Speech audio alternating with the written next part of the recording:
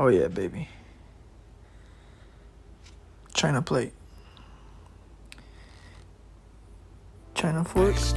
China spoon. Yo, loyalty is temporary, that's just how it works. I can't fall in love, money coming first, yeah. Always count money.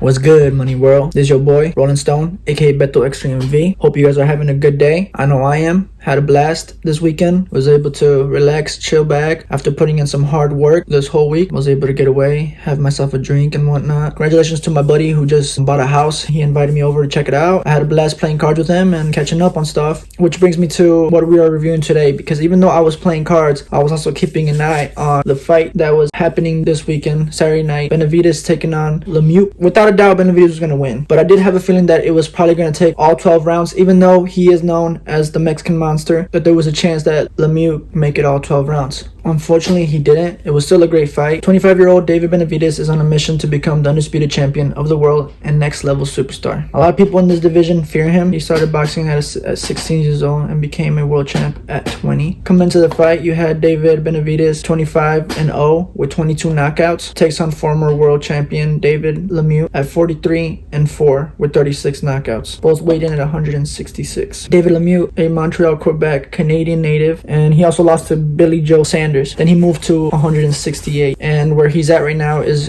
he's currently at 3-0. Now this is all before the fight. Of course, all that changed when Benavidez was able to TKO him at the third round. The weigh-in, both Davids show respect. I think the only disrespect that David Benavidez has is when it comes to the Charlos, the Canelos, Caleb Plant, and all these other boxers that are ducking him. Because even though he is out here knocking out people, a lot of boxers are ducking him because, I mean, he's just a monster. During the fight of the first round, David Benavidez just going ham. He was just hitting him, a lot of uppercut. He got saved by the bell. Lemieux was trying to get back, but he just couldn't. David Benavidez smelled the blood in the water. He was just able to dominate him. I think it was a good decision to stop the fight because, I mean, only in 3 rounds and you're just getting dominated by David Benavidez. You don't want to go out too bad. I mean, I wouldn't want my boxer to be hurt. For them to stop the fight, it was a good call. I think David Lemieux really wanted to show that he could do all 12 rounds. I mean, David Benavidez is just a monster. He's just a great boxer. After the fight, you had his brother Jose David call out Charlo twins and even told them that they're scared, said the F word to them. Caleb Plant and Charlos, they're ducking them. Now, I love it. I love the gangster side of the Benavidez brothers. Out here calling it how it is. They have all the bragging rights and they should dominate on it. It's part of boxing. I honestly want to see a Charlo fight. I want to see David Benavidez take on Charlo. I hope it happens. I'd rather see that than a Caleb Plant fight. A David Benavidez and a Caleb Plant fight would be great as well. I know right now Canelo's taking on Bivol. Eventually, I think a Benavidez and a Canelo fight is bound to happen. It's going to be a great fight and it's going to sell a lot of money. I mean, that could go either way. I formally would go for the younger boxer, which is David Benavidez. Canelo's a good fighter. He's a good boxer. After seeing the Bivol fight and how he lost his head, he got mad, and, you know, I feel like if David Benavidez can get inside his head and make him lose control of the fight, I think David Benavidez could win. That's just my prediction. That's just what I think right now. Anything can change. David Benavidez also said that he's ready to take on Caleb Plant and the Charlo twins. If we saw the Benavidez brothers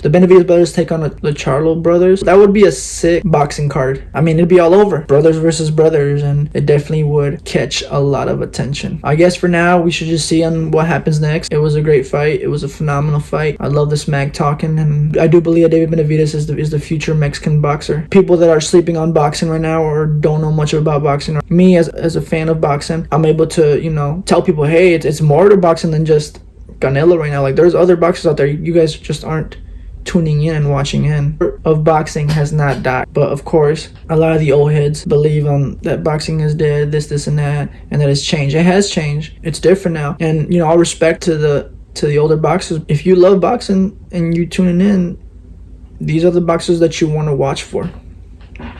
I give the fight a 10 out of 10 just because David Benavidez is that guy. He's out here knocking people. I wish it would have went all 12 rounds, but it didn't. David Benavidez is that guy. He's that dude. We'll just see what happens in the future and what goes on.